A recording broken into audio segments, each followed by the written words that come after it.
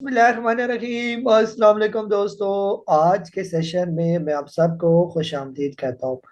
Today is 18th of October 2022 and it is Tuesday. आज की अगर हम लोग मार्केट की बात करें कि ओवरऑल केसी इंडेक्स की क्या पोजीशन रही, आज के दिन मार्केट की क्लोजिंग हुई 41,839 की, तकरीबन 83 point market plus closing. Total volume की बात करते हैं तो 62.2 मिलियन शेयर का काम आज के दिन देखा गया।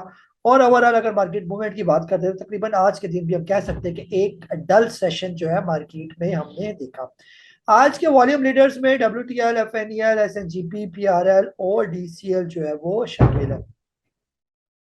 इसके अलावा कुछ रिजल्ट है, अलगाजी का रिजल्ट है, थर्ड क्वार्टर का 4.36 की अर्निंग है। इंटरलूप कुछ बोनस डिविडेंड स्टैक्स हुआ, 5.52 की ईपीएस इसकी। आइसक्रीम बैंक का रिजल्ट आया, इसके अलावा मैपल लीफ का रिजल्ट आया, इसने भी अपनी अर्निंग शो की। ओवरऑल अगर हम लोग इंडेक्स की बात करते हैं तो आज के दिन तकरीबन इंडेक्स में जो है वो मिला जुला रुझान है। ज्यादा sector commercial bank, fertiliser, oil and gas, cement ये पॉजिटिव है, केमिकल भी, इसके अलावा ऑयल एंड गैस मार्केटिंग भी ओवरऑल ज्यादा पॉजिटिव है। Power generation, automobile, similar food and personal care और फार्मा थोड़ा सा आज हमें प्रेशर में नजर आया। आज का वॉल्यूम में तकरीबन एवरेज वॉल्यूम से जो है वो लो वॉल्यूम ही देखने को नजर आया। आज के top active bulls and bears की बात करते हैं तो TRG, SNGP, पोल, दाऊद हरक्यूल्स, इसके अलावा एफएफसी ये पॉजिटिव बुल्स में शामिल है। और बियर्स में PPL, बेंगल हबीब, नेस्ले, PSO, EPCL जो है आज के बियर्स में शामिल है। ये मार्केट मैप को देखें तो प्रोमिनेंट हमें WTL, SNGP, FNEL, जेनेटेक का राइट शेयर, TPLP पैकेजेस ये थोड़े प्रोमिनेंट, DCL, NRSL। और परसेंटेज वाइज बात करें तो फर्स्ट नेशनल इक्विटी जो है आज अच्छी परसेंटेज के साथ जो है वो क्लोज हुआ। पेनी स्टॉक है, पेनी स्टॉक 20% आज। यानी पेनी स्टॉक की ये खूबियां होती है कि जब ये ऊपर जाते हैं तो अच्छी परसेंटेज के साथ ये ऊपर जाते हैं। इसके अलावा दाउद इक्विटीज जो है ये भी 14% के साथ ऊपर गया है। SNGP बड़े अरसे के बाद जो है इसने आज परफॉर्म करना शुरू किया, काफी ये ओवर जो है वो सोल्ड हुआ हुआ था ये।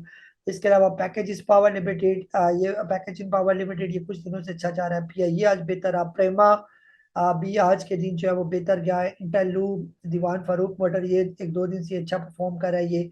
इसके अलावा दीवान शुगर जो है ये भी अच्छा परफॉर्म कर रहा है। दीवान फारूक मोटर भी अच्छा परफॉर्म कर रहा है। तो ये दीवान ग्रुप जो है आजकल काफी बेहतर हुआ है। NRSL भी काफी टाइम के बाद आज चला, तो ये भी एक अच्छा साइन है इसका ये।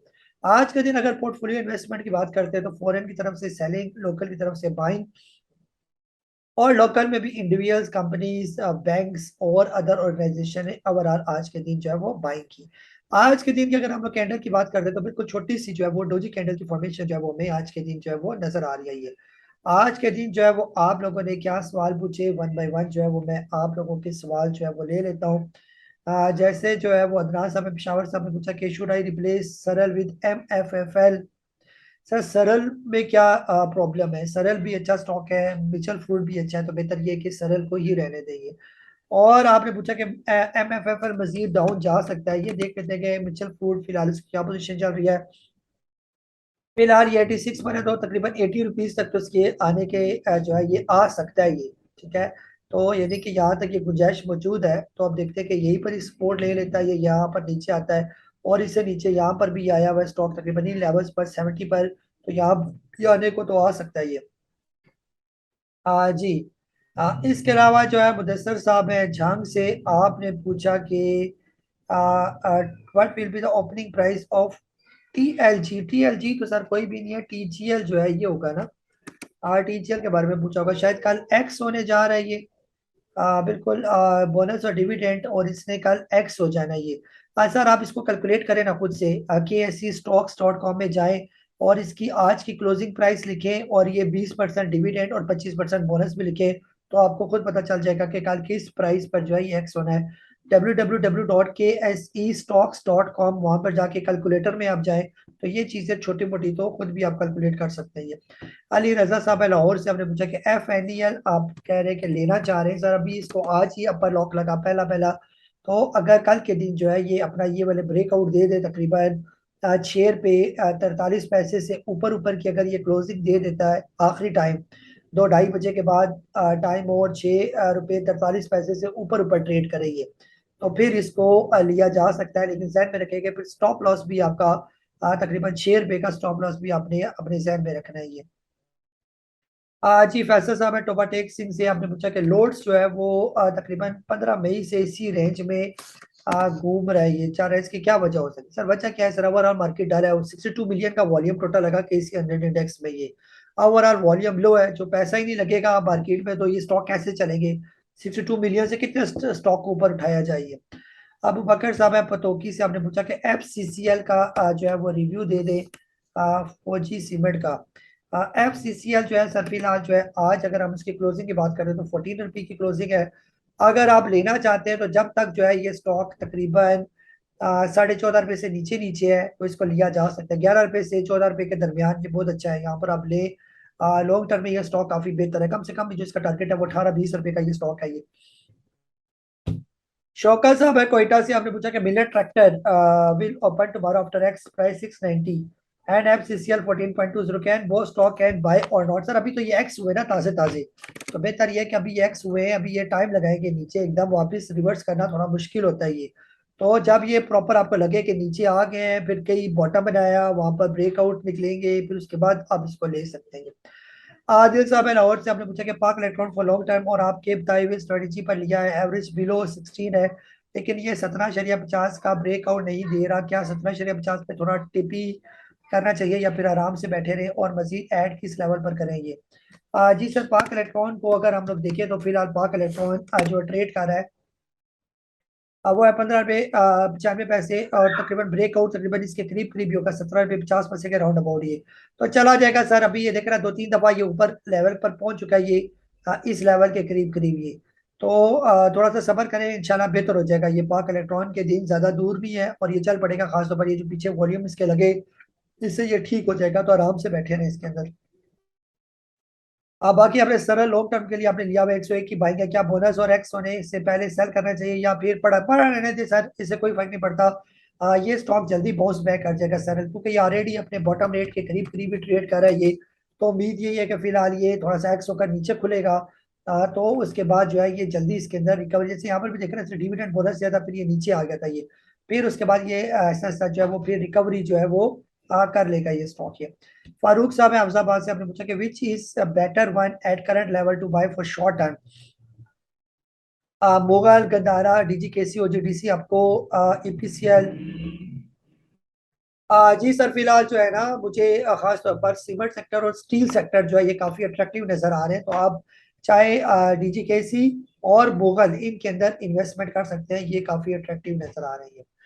जी हामिद महमूद साहब ने कराची से आपने पूछा कि a few days back in a YouTube interview when Akil Karim Daddy was asked to give his analysis on WTL, he said no comment. What could be the reason? Maybe he is one big investor of WTR or he knows some negative about WTL.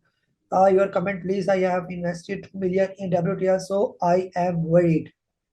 जी जी sir, एक तो आप यही कह रहे हैं कि जो है वो वकील साहब जो है वो खुद इन्वेस्टर है WTL के अंदर ही।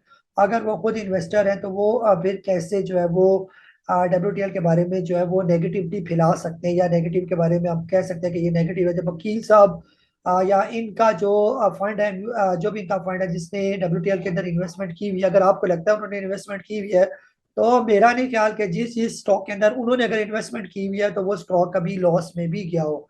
अगर उनकी इन्वेस्टमेंट की बात करते तो TRG में उनकी बड़ी इन्वेस्टमेंट थी, जब ये 1 रुपया 10 रुपया 10-12 रुपये पर ट्रेड कर रहा था।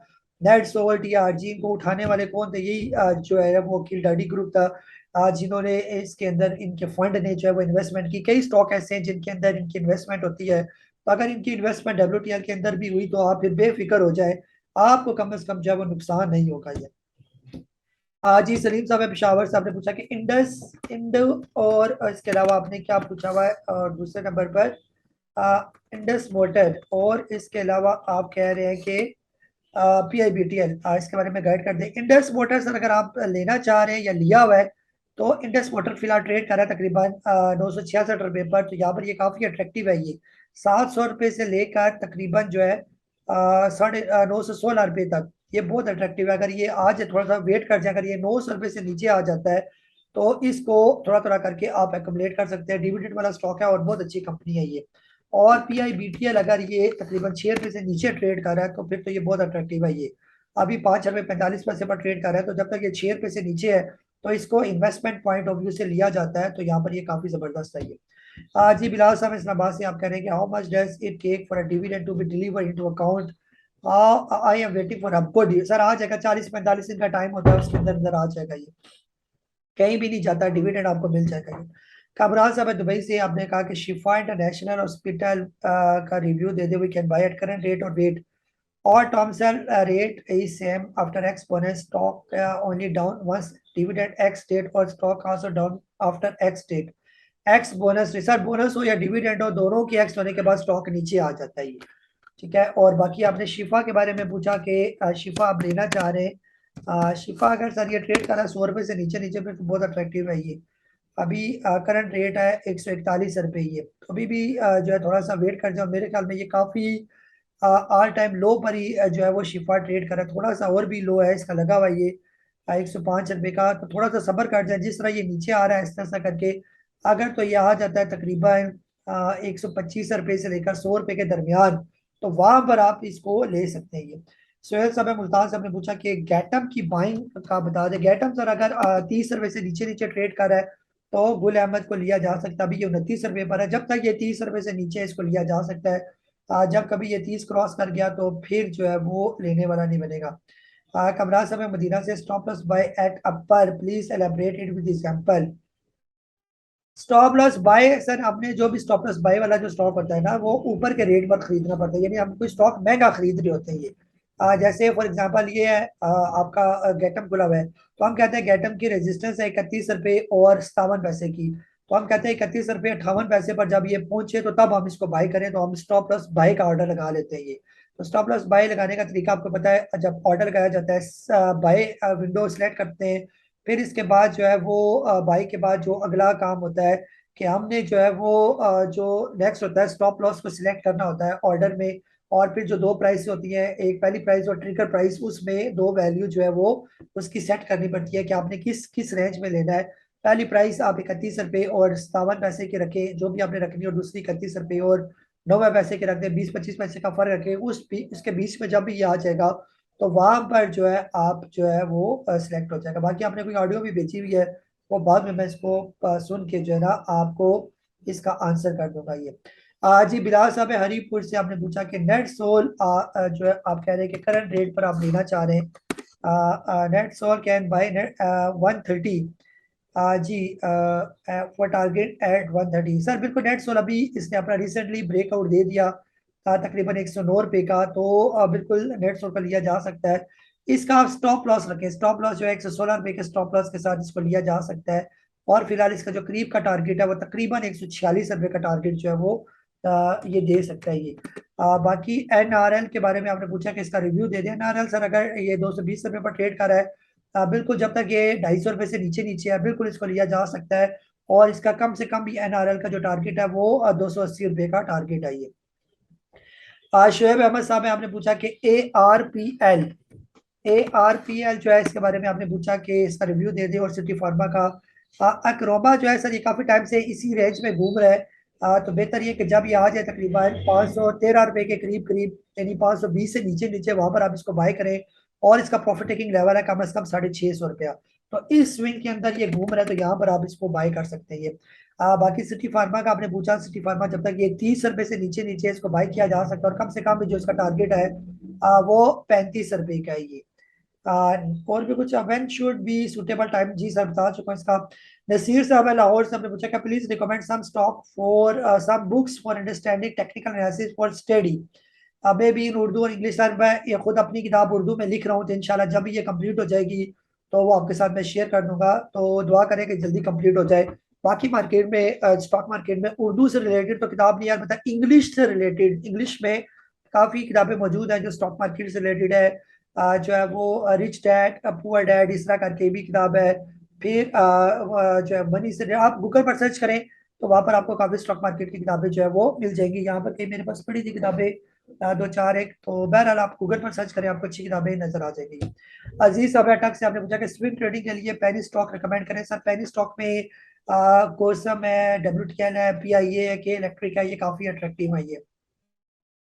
नसीर साहब है कराची से, आपने पूछा कि PRL is going down, buying आपकी है 18.26 की। सर ये फिलहाल अपना ऊपर का टेस्ट करके लेवल जो है, जैसे इसे 18.14 का लेवल टेस्ट करके नीचे आया तो ज्यादा परेशानी वाली बात नहीं है। तो ये दोबारा बाउंस बैक करेगा और इसका कम से कम जो टारगेट है वो 20 रुपए से ऊपर ऊपर का है। बेहतर ये कि अगर ये कहीं और नीचे आता है तो इसमें ऐड किया जाए। शकील साहब है कराची से, आपने इंटरनेशनल स्टील बाई किया हुआ है 15.50 का, और ये आप कह रहे हैं कि नीचे जा रही है। आज सर ये तकरीबन 52 तक का बॉटम लगा सकता है और फिर उसके बाद ये बाउंस बैक होने के चांसेस है, और इसका फिर आ जाएगा ये 61 रुपए के करीब करीब। तो बहरहाल अभी इसको बेचना नहीं बनता, आप इसको होल्ड करके रखेंगे।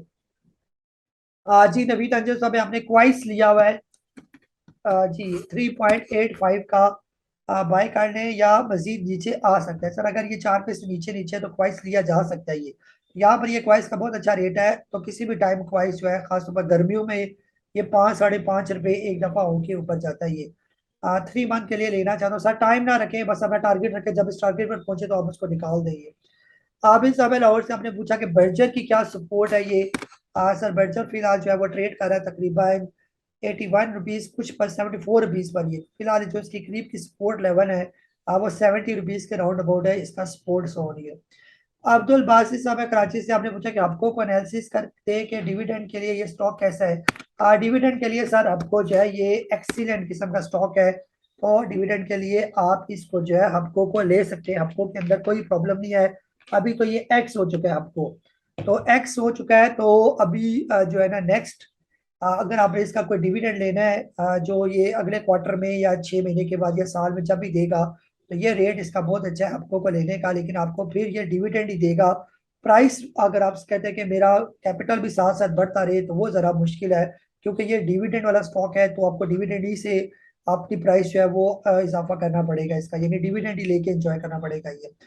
ये था तकरीबन हमारा आज का सेशन। अपना बहुत सारा ख्याल रखें, मुझे काजी नबील को इजाजत दे। अल्लाह हाफिज। पाकिस्तान से।